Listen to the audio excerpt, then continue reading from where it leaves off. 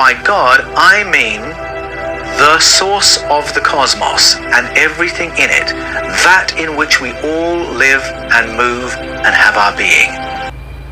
Plato's works provide an amazing summary of the thought world into which Jesus and his apostles stepped as they began their teaching. Well, the Gospel of John suggests that Jesus and those who wrote for him may have had a rather similar vision of God to the one Plato described.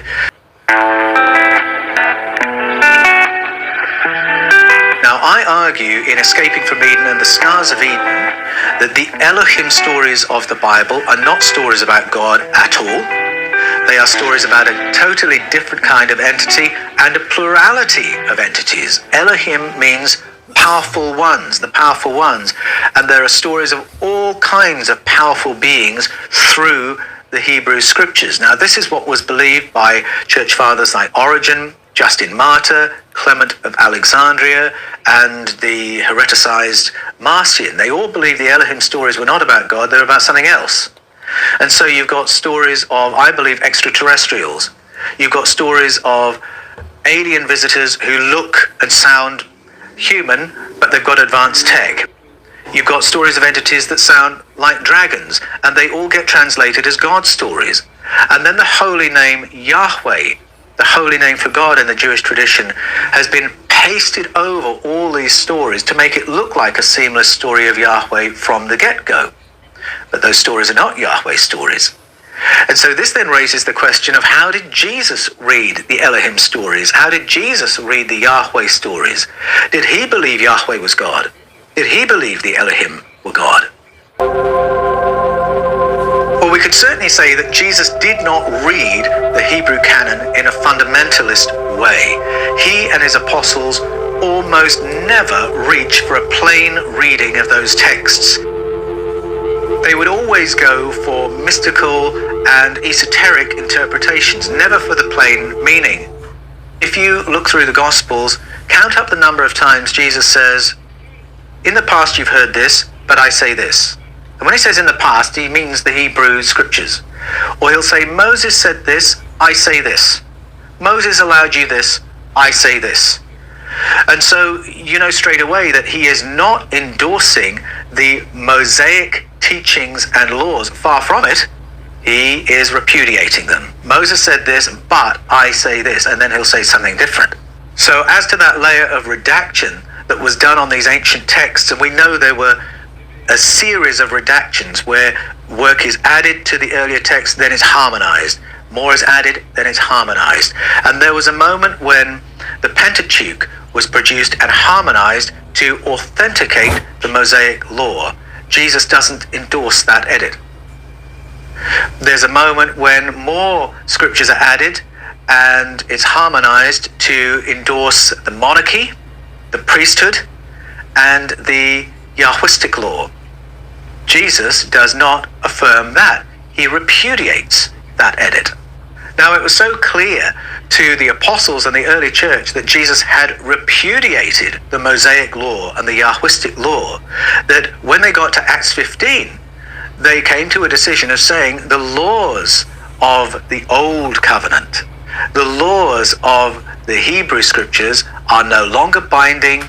They are not relevant to international Christianity moving forward. We're not bound by those teachings anymore. They came to that conclusion because in the end it was clear that Jesus had distanced himself from those writings, had repudiated them. Now, he'd said other things that did not make that immediately obvious, because he had pointed to those scriptures and said, those are the scriptures that testify to me.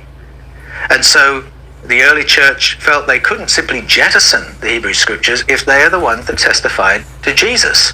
But then how do you handle them? How do you interpret them? And these early church fathers said, well, look at how Jesus and the apostles handled them. They went to them for prophetic meanings, for esoteric meanings, not to teach the plain story, and not to say that the Elohim were God. What did Jesus think about the Elohim stories? There's a moment when he says, all who came before were thieves and robbers. The thief comes only to steal and kill and destroy.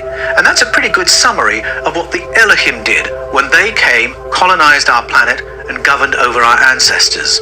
And Jesus sets himself up in contrast to people who've treated humanity that way. Do Jesus's I am sayings mean that he sees himself as an expression of the I am, of Yahweh?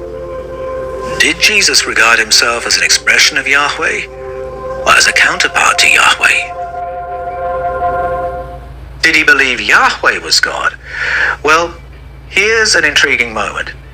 Jesus is encouraging people to engage with the source, to address the source of Father, and to expect the source to provide them with things. And so there's a moment in Luke and Matthew's Gospel when he says, which of you fathers, if your child asked you for food, would give him a snake? If your children asked you for bread, would you give them serpents? Now, if you who are evil know how to give good gifts to your children, how much more will your Father in heaven give good gifts to those who ask? And the other gospel says, how much more will your Father in heaven give the Holy Spirit to those who ask? So he's saying, go to the source and expect good things. The source is not like a wicked father who would give serpents to children hungry and asking for food. What's he talking about? Why on earth would he come up with that image? Well, the answer is that that image comes from the Hebrew Scriptures. There is a moment when the people of Israel are starving in the desert.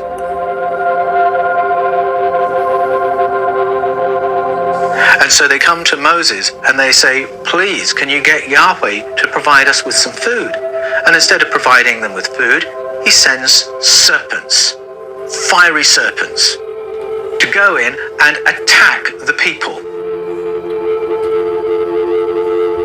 It's a horrible story. The people are starving. Their children are starving. They've asked for food, and Yahweh says, you're not going to get food.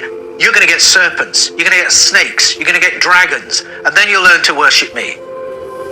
And Jesus says, what father, if their child asks for food, will give them a serpent? Now, that to me suggests he is strongly distancing himself from that vision of Yahweh, that vision or understanding of God. Now, Jesus believed in God, and he had an intimate relationship with God, and the Gospels say he spoke to God as if God were his Father. He spoke to the source as if the source were his Father. And so I think we can see clear daylight between Jesus' concept of God and his concept of the Yahweh stories and the Elohim stories of the Hebrew canon.